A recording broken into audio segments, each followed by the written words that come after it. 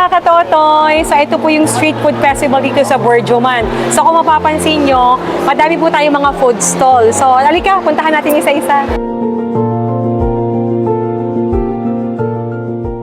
Ito po yung famous na sweet shop.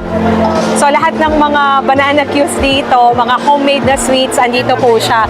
So kita nyo, ang dami namang tao dito ngayon. So ang daming mga kumakain.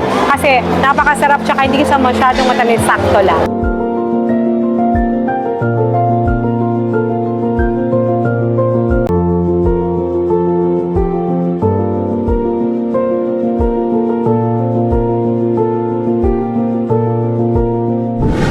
Ito naman yung Mr. Kicks natin, gourmet toss and sauces. So kung makikita nyo, ito yung mga varieties of food na meron sila. So ito po si Mr. J. Mr. J, ano bang mga foods natin? Kami mga street food, mga tusok-tusok. Tapos meron kami mga bibimbap, mga sizzling. Yan, ako masasarap na, tikman ko na to. Korean style barbecue, Korean wings. Yeah. Fusion po siya ng Filipino and Korean. Oh, that's good. Fusion mix pala siya ng Korean and Filipino. So maraming salamat, Jay!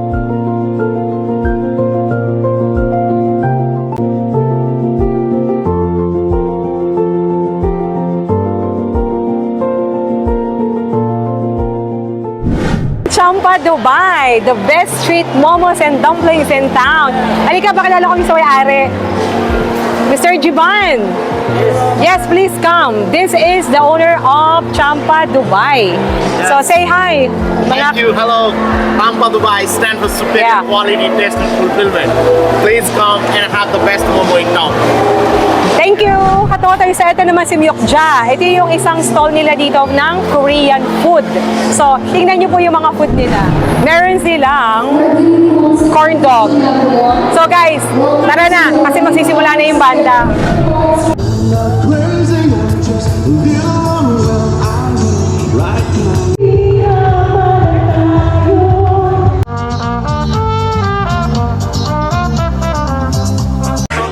Mga katutoy, ano pang inantay nyo?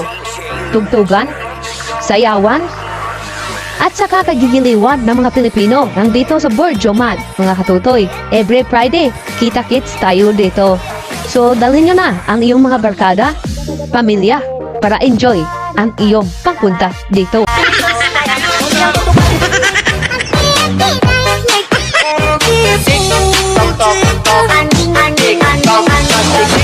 Talk, talk, talk.